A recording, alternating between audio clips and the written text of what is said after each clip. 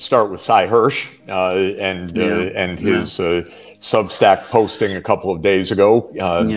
It wasn't a shock, but he filled in lots of interesting bits of this story. I waited, and not surprisingly in vain, for some reaction from the U.S. media. I didn't see a word. I may have missed it from the New York Times, from the Washington Post, from places where a lot of people look to get some information. So no mention of it. But basically, you know, Seymour Hersh, who is the greatest investigative reporter of my lifetime and has uncovered countless stories, seemingly got some good sources to talk and explained how the U.S.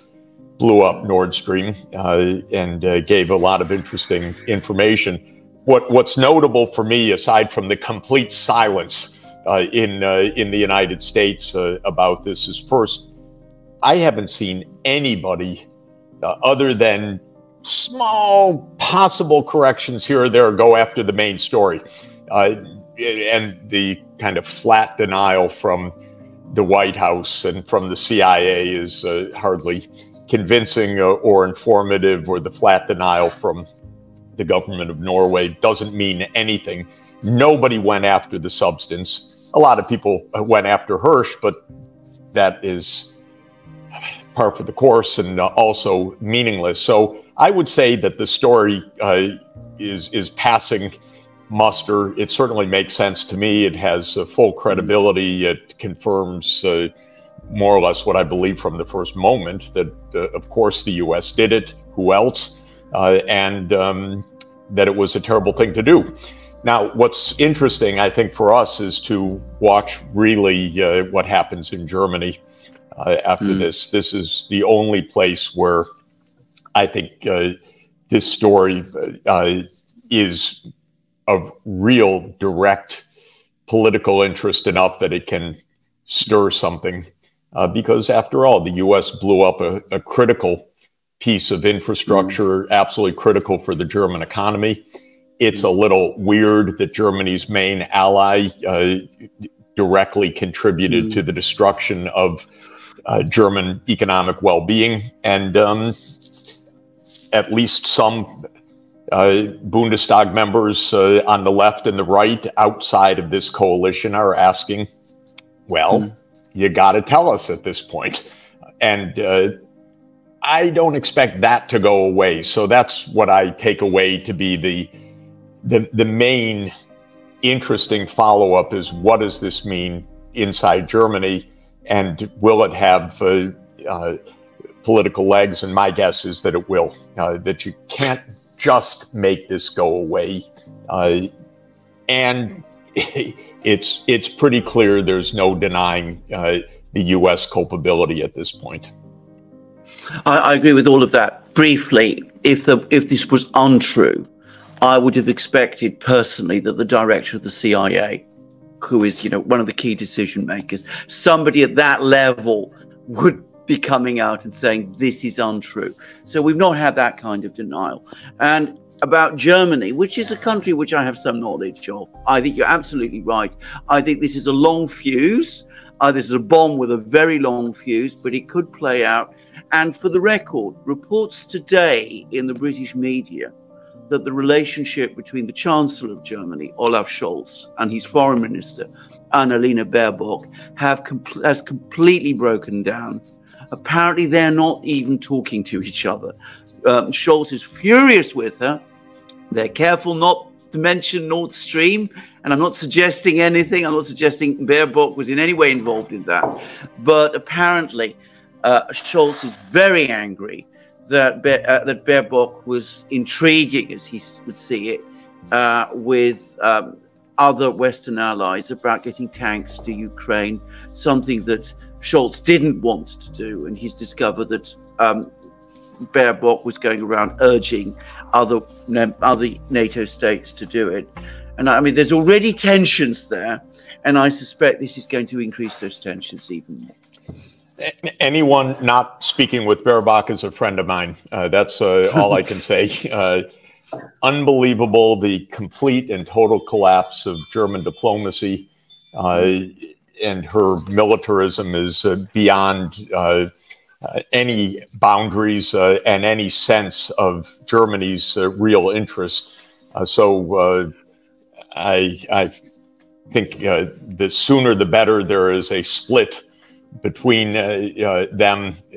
Absolutely, this is good for the world. You sense, although obviously Scholz is very wobbly and maybe without the capacity to draw a real line, he is pretty clearly reluctant on what is this escalatory moment right now, and that's good. She is clearly the opposite, and that is a danger. And what is interesting about Hirsch's story, of course, is he exactly explained who the small group that runs U.S. policy really is. Not that it's a surprise, but Blinken, Nuland, Sullivan, and Biden. These are the four neoconservatives in charge. It's interesting to me. I had some outreach with the congressional people. Let's just say they said it's impossible, this story, it's false. I wrote back, I said, well, I think it's true. It makes perfect sense. I explained some things. No, it can't be true. I said, no, it actually really is. No, I would have known. And I said, they're lying to you.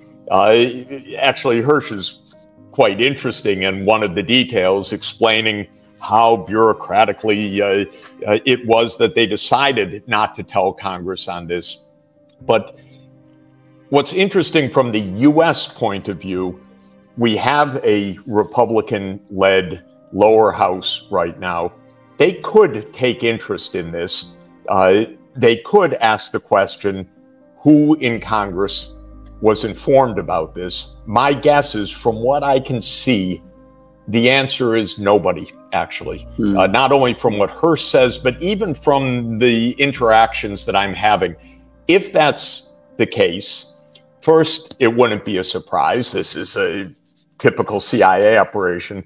But it also could, even strangely enough, in the neocon heart of the empire, have implications, because there is an opposition-led house right now. And that could matter, actually, when I come to think about it. I mean, what I would simply say about that is this. I mean, many people in Congress may support, the war with Ukraine. They might want escalation. But I can't believe that they will be happy to have been completely kept out of the loop. I mean, these people, that's not, unless American Congress people are completely different from politicians and MPs and members of parliament in other countries. This goes so much against their prerogatives, I would have thought, that, whatever feelings they might have about the war, I can't imagine that they would like this. I think you're right. I wrote back in one communication, you've been lied to. And I did not hear a response, no, I haven't. I think I heard somebody thinking about that reality on the other side from the silence that followed. I think this was pretty brazen. I don't think Jake Sullivan's the most talented of all senior players in the administration. And I think he cooked this up, and I think he kept Congress out of the loop. And I think there will be some questions raised. Anyway, let's not focus too much on this, because we can discuss all this forever. But I mean, it's part of all this issue is part of a bigger, larger sort of story, and we discussed that in our previous program, and the fact that we're drifting ever deeper into a confrontation now with the Russians. We don't seem to be able to get off this escalator. I mean, are you worried about this? I mean, are people in the United States worried about this? Are the forces now coming forward speaking out against it. I sense there are, actually. I think that you're starting to see some pushback. But what is your feeling?